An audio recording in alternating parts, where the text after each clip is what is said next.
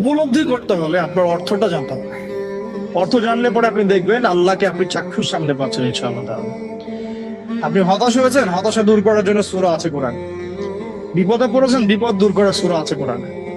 আপনার রিজিকের সমস্যা কাটানোর সূরা কোরআনে আছে। কোন হাজতের প্রয়োজন, সূরা ইয়াসিন, হাজতের সূরা চলে আসে। অসুস্থ হয়েছেন, শেফার সূরা কোরআনে আছে। বা কাউকে জিন টোনা করা হয়েছে, বানটোনা করা হয়েছে, ওর শেফাও কোরআনে আছে। এমন কোনো বিষয় নাই যেটা আল্লাহ রাব্বুল আলামিন কোরআনের মধ্যে নাজিল করেন নাই। ব্যবসা করতে চান, কোরআন কথা বলবে। ঠিক আছে, আপনি সামাজিক বিষয়ে ডিল করতে চান, সূরা হুজুরাত কথা বলবে।